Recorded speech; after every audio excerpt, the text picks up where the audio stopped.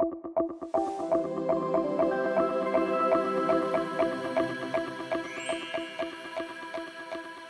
Problem हम लोग करते हैं, इसमें हम लोग क्या करेंगे, इसमें हम लोग कैपिटल और करंट अकाउंट का भी ट्रीटमेंट सीखेंगे। ठीक है, ध्यान देना सभी लोग अपने अपने मैट में देखेंगे, जिनके पास नोट्स नहीं है वो स्क्रीन पे देखेंगे। X and Y started a partnership business on 1st April 2014। X और Y ने 1st April 2014 को क्या किया, बिजनेस स्टार्ट किया। They contributed ₹80,000 and ₹60,000 respectively as their capital. The terms of partnership agreement are given below। Partnership agreement का terms दिया हुआ है, इसका मतलब क्या है, इसका मतलब है पार्टनरशिप डीड इन लोग के पास है। ठीक है, इन दोनों ने कैपिटल कितना लगाया था, 80,000 और 60,000। नंबर 1 में क्या बोला जा रहा है, X provides his personal office to the firm for business use and charging yearly rent of ₹1,20,000 which is credited to his account। क्या बोला जा रहा है, बोल रहा है X जो है वो अपना पर्सनल ऑफिस को बिजनेस के यूज के लिए उसने प्रोवाइड कर दिया, यानी कि X के पास खुद का कोई अपना जगह होगा, उसने क्या किया, बिजनेस पर्पस के लिए क्या किया, दे दिया, और इसके बदले में वो साल का 1,20,000 रेंट चार्ज कर रहा है, which is credited to his account, जो उसके अकाउंट में उसने क्रेडिट कर लिया। ठीक है, 20% of profit to be transfer to general reserve. जो भी हमारा प्रॉफिट होगा उसका 20% हम लोग कहां ट्रांसफर कर देंगे, जनरल रिजर्व। देखो कभी कभी क्या होता है ना, पार्टनर्स मिलकर ये डिसाइड करते हैं कि हमारा जितना भी प्रॉफिट होगा बिजनेस में वो पूरा का पूरा बांटेंगे नहीं, उसमें से कुछ हिस्सा क्या करेंगे, अलग से साइड करके फ्यूचर इमरजेंसी के लिए रिजर्व कर देंगे। यानी कि जो भी हमारा प्रॉफिट होगा उसका सर्टेन परसेंटेज हर साल हम लोग एक फंड में, एक रिजर्व में जमा करते रहेंगे, एक्यूमुलेट करते रहेंगे, ताकि कभी भी कोई रिक्वायरमेंट हो फ्यूचर में तो वहां से हम लोग यूटिलाइज कर सके। तो इसी तरीके से हम लोग प्रॉफिट का 20% जनरल रिजर्व में ट्रांसफर करते हैं। X and Y to get a monthly salary of 2,000 and 3,000 respectively, दोनों को 2,000 और 3,000 करके मंथली सैलरी मिलेगा। Y is entitled to a fixed commission of ₹7,000। Y को 7,000 रुपए का फिक्स्ड कमीशन मिलेगा। Interest on capital 12% per annum and interest on drawing 10% per annum. Capital के ऊपर पार्टनर्स को कितना इंटरेस्ट मिलेगा, 12% पर एनम, और इंटरेस्ट जो ड्राइंग पे लगेगा वो भी लगेगा 10% पर एनम के हिसाब से। यानी कि अगर पार्टनर्स ड्राइंग करता है तो उसे ड्राइंग के ऊपर क्या करना होगा, इंटरेस्ट देना पड़ेगा। शेयर ऑफ प्रॉफिट और loss will be in the ratio of their contribution. यानी कि प्रॉफिट या लॉस जो भी होगा ये हम लोग उसके कॉन्ट्रीब्यूशन यानी कि कैपिटल के हिसाब से बांटेंगे। Profit for the year ended 31 March 2015 before providing rent to X and above appropriations was ₹2,45,375। Before providing का मतलब होता है बिफोर डिडक्टिंग। ठीक है, यानी कि जो प्रॉफिट दिया हुआ है 31 March 2015 का कितना प्रॉफिट दिया है, 2,45,375। ये जो प्रॉफिट है इसमें से डिडक्ट नहीं हुआ है। क्या डिडक्ट नहीं हुआ, जो रेंट है वो डिडक्ट नहीं हुआ, और जितना भी एबव एप्रोप्रिएशंस है ऊपर वो सारा कुछ भी डिडक्ट नहीं हुआ। बिफोर प्रोवाइडिंग मतलब before deducting. The drawings of X and Y were 40,000 and 50,000 respectively. दोनों पार्टनर का ड्रॉइंग कितना था, 40 और 50,000। चलो अब एक क्वेश्चन का आंसर दो तुम लोग, कि ड्राइंग तो बता दिया है पर ड्राइंग कब हुआ उसका डेट नहीं बताया। जिसे आएगा जस्ट रेज योर हैंड। जब डेट ऑफ ड्राइंग दिया नहीं रहता तो इंटरेस्ट हम लोग कितने दिन के लिए चार्ज करते हैं, बहुत इजी था ना, नहीं पूछना चाहिए था। ठीक है, कोई दिक्कत नहीं है। चलो सभी ने सही आंसर दिया, और जिसने आंसर नहीं दिया उसने भी सही सोचा होगा, मुझे उम्मीद है। ठीक है, चलो कोई दिक्कत नहीं है। 6 मंथ, जब भी ड्राइंग का डेट नहीं दिया रहेगा हम लोग हमेशा 6 मंथ्स का इंटरेस्ट चार्ज करते हैं। ठीक है, ये छोटा छोटा सा चीज ध्यान रखना है। और इसके साथ ही हम लोग क्या करेंगे, हम लोग पीएल एप्रोप्रिएशन अकाउंट बनाएंगे। और कितना नंबर था ये प्रॉब्लम, 13। ओके,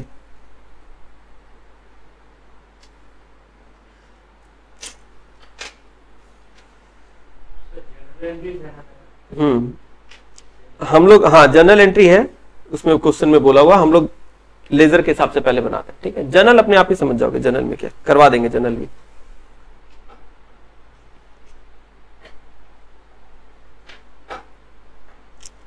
अलग अलग वैरायटीज का प्रॉब्लम डाले हैं, प्रैक्टिस हो जाए, और पहले लेजर समझ लो, कंफ्यूजन नहीं रहेगा, ठीक है। एग्जाम में भी लेजर ही आता है प्रॉफिट एंड लॉस अकाउंट बनाने।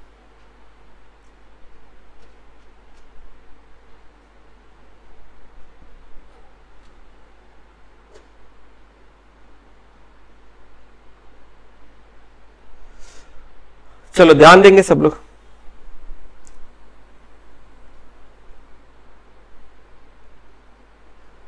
Problem number 13।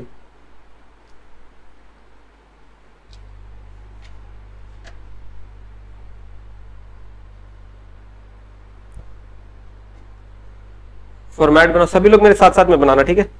कॉपी में सब लोग फॉर्मेट बना लो। पर्टिकुलर्स 2 अमाउंट का कॉलम, फिर से पर्टिकुलर्स 2 अमाउंट का कॉलम। और फॉर्मेट जो है वो पेंसिल से बनाना है, ये तो पता ही है ना।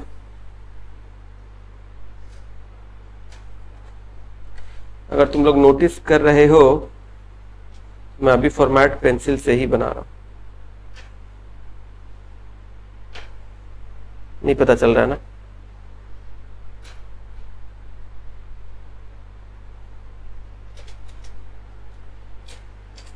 पेंसिल है,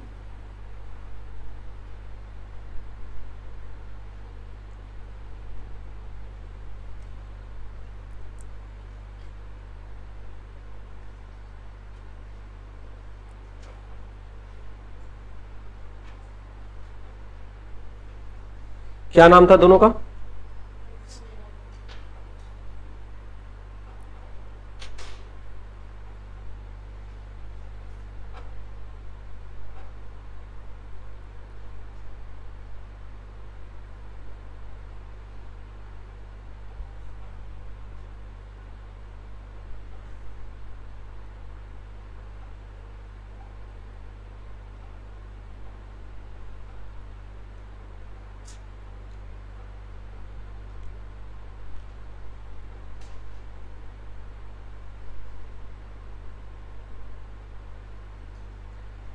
ईयर एंडिंग का डेट क्या है?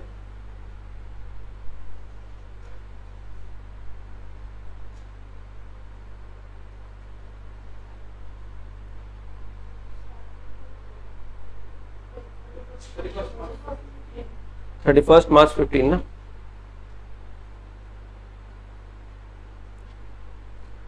एकदम बढ़िया से फॉर्मेट बनाना तुम लोग एग्जाम में, ठीक है। अकाउंटेंसी जो है ये प्रेजेंटेशन का सब्जेक्ट है, जितना अच्छा प्रेजेंटेशन होगा मार्क्स उतना ही अच्छा होगा, तो प्रेजेंटेशन में कोई कमी मत रखना।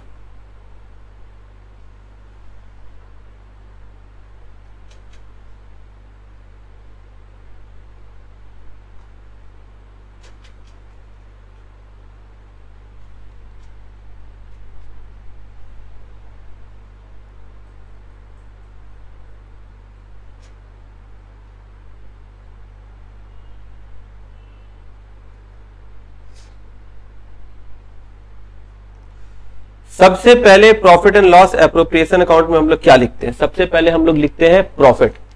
जो हमारा प्रॉफिट बिजनेस में हुआ उसे सबसे पहले पीएल एप्रोप्रिएशन में ट्रांसफर किया जाता है, ठीक है। प्रॉफिट किधर ट्रांसफर होता है? हमेशा याद रखना, क्रेडिट साइड में। जैसे हम लोग ग्रॉस प्रॉफिट को ट्रेडिंग से क्रेडिट में ट्रांसफर करते हैं ना पीएल का, इसी तरीके से पीएल का नेट प्रॉफिट क्रेडिट में ट्रांसफर करते हैं। सबसे पहले लिखेंगे बाई साइड में बाई नेट प्रॉफिट बीडी, यानी कि ब्रॉड डाउन। प्रॉफिट था 245 375, 245 375। ध्यान देना थोड़ा सा यहां पर, देखो ये जो प्रॉफिट हमारा है ना, this is not the correct profit. क्यों ये करेक्ट प्रॉफिट नहीं है? क्योंकि हाँ राइट, बिल्कुल सही, क्योंकि इस प्रॉफिट में से उसने ऊपर के किसी भी एप्रोप्रिएशन को माइनस नहीं किया, वो तो ठीक है, लेकिन साथ ही साथ उसने वो रेंट भी माइनस नहीं किया जो प्रीमाइसेस उसने एक्स से लिया था। अब एक चीज ध्यान देना, भले ही एक्स हमारा पार्टनर है, हमारे बिजनेस का क्या है? पार्टनर है, लेकिन एक्स अगर अपना पर्सनल प्रॉपर्टी बिजनेस को प्रोवाइड करता है और इसके लिए वो रेंट चार्ज कर रहा है, तो ये रेंट बिजनेस का एक्सपेंस माना जाएगा, बिजनेस के लिए चार्ज अगेंस्ट प्रॉफिट माना जाएगा। क्यों? क्योंकि देखो ये जो प्रेमाइसेस है, ये अगर बिजनेस एक्स से नहीं लेकर किसी थर्ड पार्टी से, किसी आउटसाइडर से भी अगर ये ऑफिस का प्रेमाइसेस अगर लेता, तो भी रेंट तो उसे इन एनी केस पे करना ही पड़ता है ना।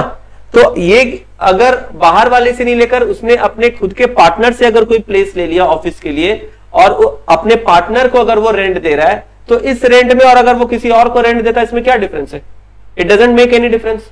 Ultimately you are taking someone else's property and you are paying some rent for utilising that property. So ये जो रेंट हम लोग पे कर रहे हैं, ये रेंट हम लोग उस प्रॉपर्टी के लिए पे कर रहे हैं। ध्यान से समझो, हम लोग रेंट किस लिए पे कर रहे हैं? प्रॉपर्टी के लिए जो हमने यूटिलाइज किया। ये प्रॉपर्टी किसी भी outsider mister A, mister B, mister C का भी होता तो भी अपने को देना पड़ता। वही प्रॉपर्टी मिस्टर एक्स का है, तो हम लोग मिस्टर एक्स को जो हम लोग 1,20,000 दे रहे हैं, वो क्या मिस्टर एक्स का प्रॉफिट का कोई हिस्सा माना जाएगा क्या? नहीं, वो उसके कैपिटल कंट्रीब्यूशन के लिए है, वो उसके किसी मेहनत, किसी एक्टिविटीज के लिए, उसके टाइम डिवोशन के लिए है, किसी चीज के लिए नहीं है। मिस्टर एक्स के पार्टनर होने के वजह से उसे 1,20,000 मिल रहा है क्या? नहीं, पार्टनर होने के वजह से अगर उसे नहीं मिल रहा है तो ये एप्रोप्रिएशन का पार्ट नहीं है। याद रखना, प्रॉफिट एंड लॉस एप्रोप्रिएशन में किस चीज को लेते हैं? नॉर्मली स्टूडेंट कई बार ऐसा सोचते हैं कि जो भी पार्टनर को दे रहे वो सारा का सारा पीएल एप्रो में जाएगा। नहीं, पार्टनर होने के वजह से उसे जो अधिकार मिलता है, पार्टनर होने के वजह से उसे जो अधिकार मिलता है, उसे एप्रोप्रिएशन में लिया जाता है। इसका मतलब मिस्टर एक्स को when Mr. X is a partner and because of his that position, because of his partnership position, he is entitled to get certain benefits. So वो जो benefits है, वो जो उसका entitlement है which he is getting because of his partnership position, वो appropriation में जाएगा। ये जो उसको 1,20,000 मिल रहा है, इसमें इसका पार्टनरशिप पोजीशन का कोई बेनिफिट नहीं है। ये तो वो जगह दे रहा है इसलिए दे रहा है। वो बिजनेस को नहीं देके वो अपना ऑफिस किसी दूसरे आदमी को भी दे देता, 1,20,000 वो वहां से भी कमा लेता कि नहीं? ये पार्टनरशिप, बिजनेस के पार्टनर होने की वजह से तो बेनिफिट इसको नहीं मिल रहा है। इसी तरीके से जो बिजनेस है वो मिस्टर एक्स से प्रेमाइसेस नहीं लेके किसी आउटसाइडर थर्ड पार्टी से भी अगर जगह लेता ऑफिस का, उसे भी फिर भी देना पड़ता। मतलब यहां पर क्या है, दोनों एक दूसरे पर डिपेंडेंट नहीं है। तो यहां पर बात सिर्फ इतना है कि बिजनेस को एक प्रेमाइसिस चाहिए था ऑफिशियल काम के लिए, वो कहीं और से लेता, उससे अच्छा मिस्टर एक्स ने बोला भाई मेरा खुद का ही अपना जगह पड़ा हुआ, मेरे से ही ले लो, जो रेंट आप किसी और को दोगे वो आप मुझे दे देना।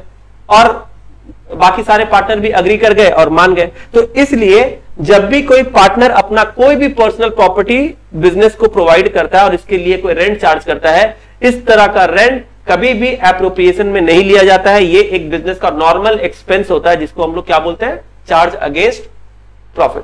तो जब ये चार्ज अगेंस्ट प्रॉफिट है तो इसके वजह से हमारा क्या होना चाहिए? नेट प्रॉफिट रिड्यूस होना चाहिए। और यहां पर जो नेट प्रॉफिट दिया है इसमें बोला है before providing rent to X, यानी कि अभी तक हम लोगों ने रेंट माइनस नहीं किया, तो माइनस करेंगे तो हम लोग जो पीएल एप्रो में जो लिखेंगे ना बाय नेट प्रॉफिट, ये पूरा ये अमाउंट नहीं लिखेंगे, क्योंकि ये करेक्ट प्रॉफिट तो है ही नहीं, ये तो करेक्ट प्रॉफिट है ही नहीं ना। हम लोग क्या करेंगे? हम लोग इसमें से 1,20,000 माइनस करके लिखेंगे, ठीक है? तो यहां पर क्या लिखेंगे? Less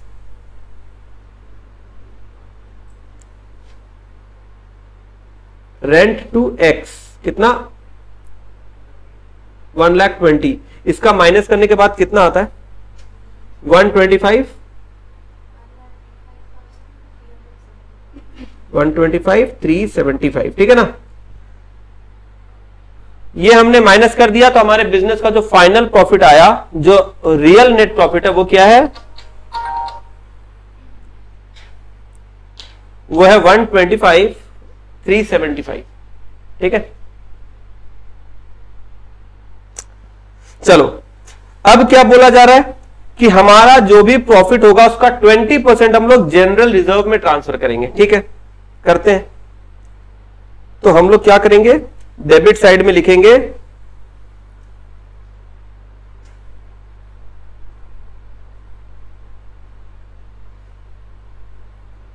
to general reserve 20% of जो हमारा नेट प्रॉफिट हुआ था 125,375, कितना आता है एक बार कैलकुलेट करके बताना। 100300। सब लोग चेक कर लेना। 100300। ठीक है। अच्छा, तुम लोग बोलोगे sir profit and loss appropriation account में तो जो भी पार्टनर्स को बांटा जाता है वो लिखते हैं, जनरल रिजर्व तो पार्टनर को नहीं दिया जा रहा है, ये तो इमरजेंसी फंड है फ्यूचर के लिए, इसे भी लिखेंगे क्या? हाँ, इसे भी लिखेंगे। प्रॉफिट जहां भी बटेगा, जिस भी रूप में बटेगा, किसी भी नाम से बटेगा, वो सब हम लोग पीएल एप्रोप्रिएशन में लिखेंगे। इसका ये जो पीएल एप्रोप्रिएशन अकाउंट है, इसका पर्पज ही होता है प्रॉफिट का डिस्ट्रीब्यूशन। तो प्रॉफिट का डिस्ट्रीब्यूशन जिस भी जगह पे, जिस भी नाम पे होगा वो लिखेंगे। जनरल रिजर्व किसी स्पेसिफिक पार्टनर के लिए नहीं बनाया जाता, किसी एक पार्टनर को नहीं दिया जाता है। ये एक कॉमन फंड होता है जो हम लोग प्रॉफिट से कुछ पैसा साइड करके जमा करते हैं फ्यूचर इमरजेंसी रिक्वायरमेंट के लिए। तो इसके ऊपर किसी एक पार्टनर का पूरा ऐसे हक नहीं होता है, लेकिन फिर भी आखिर ये क्रिएट कहां से हो रहा है? ये क्रिएट हो रहा है प्रॉफिट में से। ये ना मेरे को कैलकुलेशन गलत लग रहा है। हाँ, क्योंकि 1,25,000 का 20% 1 लाख नहीं हो जाएगा। ठीक है, जो भी है कितना है एक बार बताना। अच्छा, 1 मिनट। 25075 25075। ठीक है, ठीक है। तो अगर रिजर्व में भी हम लोग प्रॉफिट को बांटेंगे तो वो भी यहां पर आएगा, कोई दिक्कत नहीं। आगे देखते क्या बोला। X and Y to get monthly salary 2000 and 3000 respectively. ठीक है, सैलरी दे दो।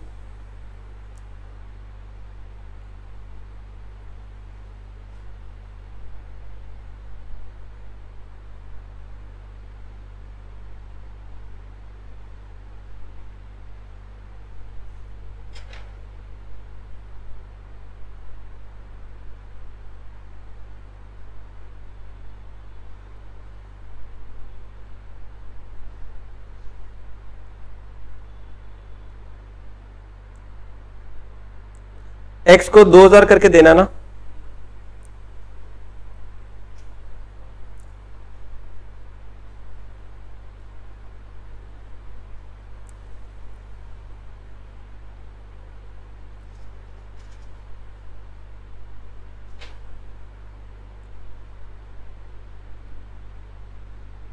ठीक है, 24,000 36,000 टोटल आ जाएगा। सैलरी कितना? 60,000।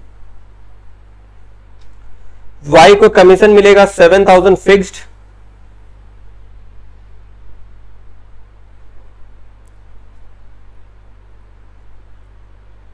Commission to Y 7,000। फिर इंटरेस्ट ऑन कैपिटल भी है ना।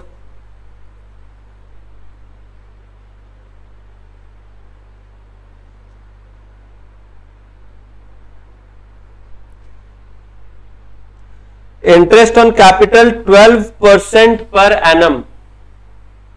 12% पर एनम।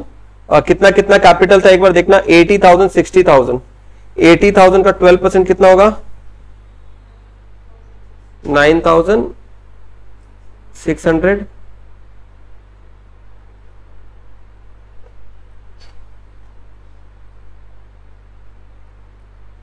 7,200। चेक कर लेना एक बार।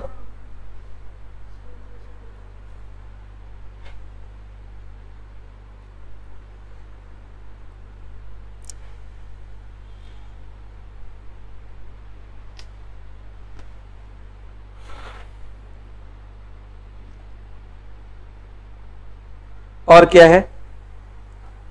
Interest on drawing. ड्राइंग पर भी इंटरेस्ट 10% करके लगेगा। 40 और 50,000 का ड्राइंग हुआ है तो एक बार हम लोग क्या करते हैं ना, बगल में थोड़ा सा वर्किंग कर लेते हैं। ठीक है,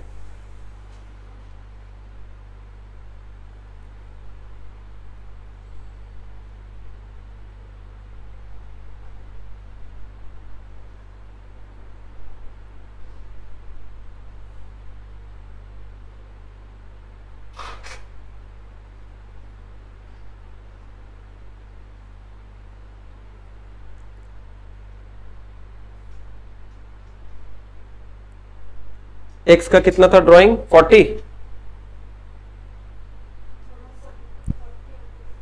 40,000 और y का 50,000, रेट है 10%।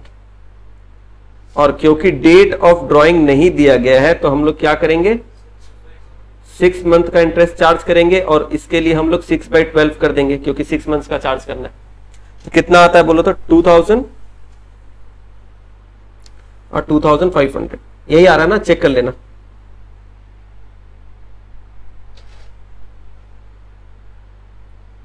$2,500। इंटरेस्ट ऑन ड्राइंग को हम लोग ना बाई साइड में लिखते हैं।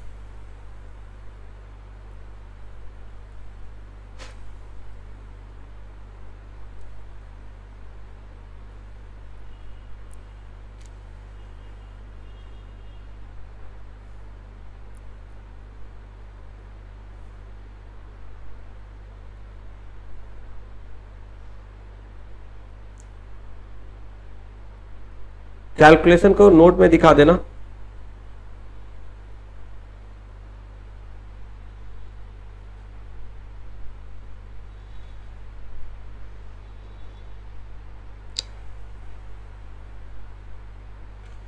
अच्छा, इसके बाद बोला जा रहा है कि जो भी प्रॉफिट या लॉस होगा इसको क्या करेंगे, इनके कंट्रीब्यूशन के रेशियो में हम लोग क्या करेंगे, डिस्ट्रीब्यूट करेंगे। कंट्रीब्यूशन मतलब कैपिटल के रेशियो कितना है 80,000 60,000 मतलब 4:3 होता है ना।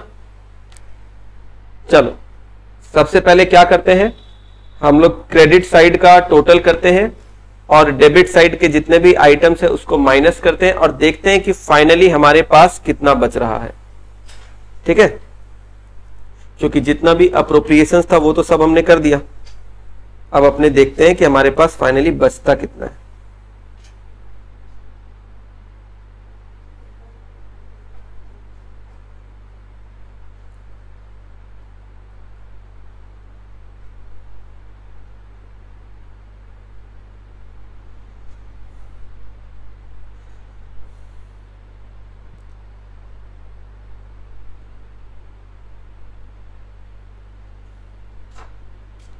एक बार क्रेडिट साइड का टोटल बताना कितना आता है।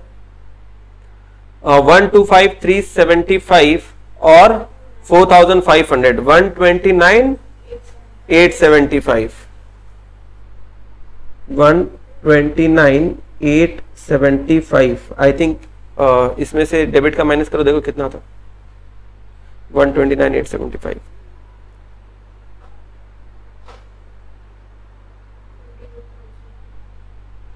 कितना 21,000, तो ये आता है 21,000। ये जो बैलेंसिंग फिगर से आता है ना 21,000, ये बेसिकली क्या है मालूम है, इसी को बोलते हैं डिविजिबल प्रॉफिट। क्या बोलते हैं, डिविजिबल प्रॉफिट या फिर डिस्ट्रीब्यूटेबल प्रॉफिट। यानी कि जितने भी टर्म्स एंड कंडीशन के हिसाब से जितने भी अलग अलग नाम से दिए जाने वाले एप्रोप्रिएशन थे वो सारा हमने कर दिया। बाद में जो हमारे पास जो लास्ट में जो रेसिडुअल अमाउंट बचा, इसको हम लोग क्या बोलते हैं, ये 21,000 जो बैलेंसिंग फिगर से निकालते हैं ना, इसको रेसिडुअल अमाउंट भी बोलते हैं। रेसिडुअल का मतलब समझते हो क्या होता है, रेसिडुअल का मतलब होता है जो रिमेनिंग, राइट, जो सब कुछ हो जाने के बाद जो फाइनली हमारे पास बच गया, बचा हुआ अमाउंट। तो ये जो रिमेनिंग अमाउंट हमारे पास बचा, इसे हम लोग प्रॉफिट शेयरिंग रेशियो के हिसाब से बांट देते हैं। हमारे क्वेश्चन में बोला है प्रॉफिट शेयरिंग रेशियो है कि वो लोग कैपिटल के हिसाब से डिस्ट्रीब्यूट करेगा, यानी कि 4:3 के हिसाब से। तो हम लोग क्या करेंगे, यहां पर लिखेंगे। अच्छा, एक मिनट, लिखने के पहले एक बार देखो इस क्वेश्चन में ना, थोड़ा आगे बढ़ते हैं।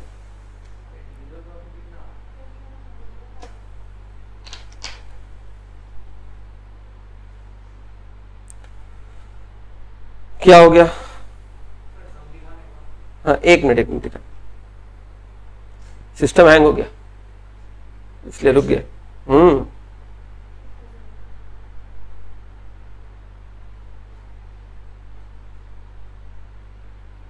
हाँ एक बार जस्ट देखना, लास्ट में देखो इस प्रॉब्लम के लास्ट में क्या लिखा है, prepare profit and loss appropriation account. Last sentence देखना, ठीक है, and partners capital account assuming that partners capital R fluctuating and fixed. मतलब इस पर्टिकुलर प्रॉब्लम में जो अपने को बनाना है वो क्या है, पीएल एप्रोप्रिएशन अकाउंट, वो तो बनाना ही है। साथ ही साथ पार्टनर्स कैपिटल अकाउंट भी बनाना है। पार्टनर्स कैपिटल अकाउंट बनाना है क्या अज्यूम करते हुए, अज्यूम आपको दोनों ही करना है अलग अलग। पहले आपको अज्यूम करना है फ्लक्चुएटिंग, दूसरा अज्यूम करना है फिक्स्ड। फिक्स्ड और फ्लक्चुएटिंग का मतलब क्या हुआ, फिक्स्ड कैपिटल का मतलब अभी हमने थोड़ी देर पहले अभी हमने डिस्कस किया था क्लास में कि हम लोग इनिशियल कैपिटल जो प्रोप्राइटर अपने तरफ से लेकर आता है, पार्टनर अपने तरफ से लेकर आता है, उस कैपिटल के लिए अलग अकाउंट बनाते हैं पार्टनर्स कैपिटल अकाउंट, और जो एप्रोप्रिएशन होता है उसके लिए अलग अकाउंट बनाते हैं जिसको बोलते हैं पार्टनर्स करंट अकाउंट। तो इस तरीके से जब सेपरेट मेंटेन किया जाता है दोनों आइटम को, तो हम लोग इसको क्या बोलते हैं, फिक्स्ड कैपिटल मेथड, यानी कैपिटल के अमाउंट को हम लोग फिक्स्ड रखते हैं। लेकिन एक दूसरा अप्रोच भी है, एक दूसरा तरीका भी है कैपिटल को मेंटेन करने का, जिसमें यह बोला जाता है कि आपको क्या करना है, अलग अलग अकाउंट मेंटेन करने का जरूरत नहीं है। आखिर प्रोप्राइटर जो भी इनिशियल कैपिटल लाया, उसके बाद जो भी उसे एप्रोप्रिएशंस के तौर पे मिला प्रॉफिट का हिस्सा, वो जाकर घूम फिर के कैपिटल से ही तो मर्ज हो रहा है। तो अलग अलग मेंटेन करने का क्या फायदा, आप एक ही सिंगल अकाउंट बनाओ पार्टनर्स कैपिटल अकाउंट, और उसी में सारा का सारा एप्रोप्रिएशन भी मर्ज कर दो। अलग से कैपिटल को अलग मेंटेन करेंगे, एप्रोप्रिएशंस को अलग मेंटेन करेंगे, इतना झमेला करने का कोई जरूरत नहीं है। इस मेथड को बोलते हैं फ्लक्चुएटिंग कैपिटल मेथड। ऐसा क्यों, क्योंकि इस मेथड में कैपिटल का जो वैल्यू है, अमाउंट है, वो हर साल क्या होता है, फ्लक्चुएट करेगा। फिर कैपिटल में तो हर साल एप्रोप्रिएशन ऐड हो जा रहा है, तो कैपिटल तो बदलता रहेगा ना हर साल, इसलिए इसको क्या बोलते हैं, फ्लक्चुएटिंग कैपिटल। यहां पर इस प्रॉब्लम में अपने को दोनों ही मानते हुए क्या करना है, दोनों ही मानते हुए अपने को बनाकर दिखाना है। एग्जाम में ऐसा आएगा सर, नहीं, ऐसा आपको नहीं देगा कि दोनों मेथड, क्योंकि बहुत लेंदी हो जाता है। ये सिर्फ स्टडी मैट में आपके प्रैक्टिस के लिए, ताकि दोनों तरफ से समझ में आ जाए कैसा क्या है। फिलहाल अभी जो हम लोग प्रॉब्लम बना रहे हैं, मैं क्या करता हूं, फ्लक्चुएटिंग मान के पहले मैं बनाता हूं। तो अगर फ्लक्चुएटिंग कैपिटल मेथड मान के मैं एंट्री करता हूं, तो बताओ, सबसे पहले बताओ, फ्लक्चुएटिंग कैपिटल मेथड में कितना अकाउंट बनता है अदर देन पीएल एप्रो, सिर्फ एक ही अकाउंट।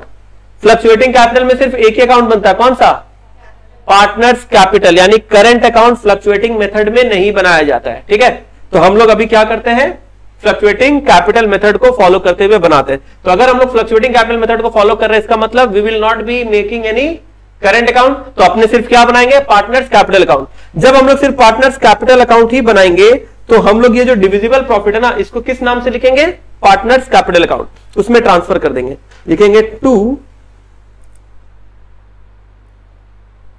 Partners capital account. क्या लिखेंगे, देखो ये जो रिमेनिंग प्रॉफिट बचता है ना हमारे पास, इसको ट्रांसफर करना पड़ता है। ये जो रिमेनिंग डिविजिबल प्रॉफिट बचता है, इसको ट्रांसफर करना पड़ता है। कहां ट्रांसफर करना पड़ता है, पार्टनर्स कैपिटल में। लेकिन जब करंट अकाउंट बनता है, तब हम लोग कैपिटल की जगह करंट में ट्रांसफर करते हैं। लेकिन यहां तो करंट बना नहीं है, तो कहां ट्रांसफर करेंगे, पार्टनर्स कैपिटल अकाउंट। इसको बोलते क्या है, डिविजिबल प्रॉफिट। और ये निकलता कैसे है, बैलेंसिंग फिगर। ये लिखना जरूरी है, अकाउंट्स में कोई भी फिगर अगर आप बैलेंसिंग के प्रोसेस से कैलकुलेट करते हो, मतलब ये तो कोई अमाउंट किसी ट्रांजैक्शन का नहीं है, ये अमाउंट हमें कैसे मिला, with the process of balancing. तो जब भी कुछ भी आप बैलेंसिंग करके निकालो, आप ऑलवेज क्या करो, ब्रैकेट में दिखाओ बैलेंसिंग फिगर, और यहां पर हम लोग लिखेंगे एक्स एंड वाई।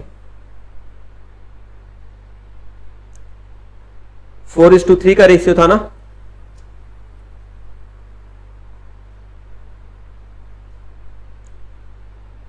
तो कितना हो जाएगा, 4000 एंड नहीं 12 और 9।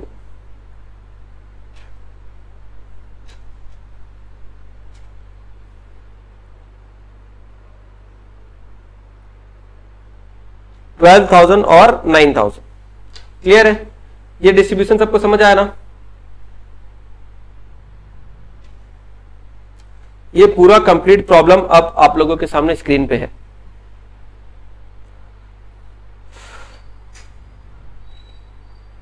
ठीक है, इसी तरीके से एग्जाम में आप लोग को बनाना है। यहां तक किसी को कुछ पूछना है, जो भी मैंने कराया कैलकुलेशन में या एंट्री कॉन्सेप्ट एकदम क्लियर समझ में आया। अब मैं एक क्वेश्चन पूछ रहा हूं, कौन, शुभांगी बताएगी। ठीक है, आराम से, कोई चाप लेने की जरूरत नहीं है। बताओ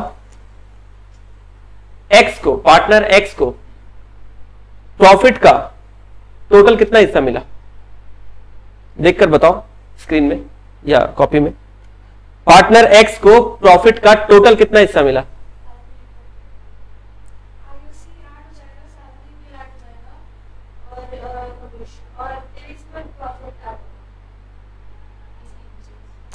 राइट देखो, हम लोग को लग रहा है कि प्रॉफिट जो फाइनली बचा 21,000 वो एक्स और वाई में 12,000 और 9,000 करके बढ़ गया। ये तो सही बात है, ये तो डिविजिबल प्रॉफिट है।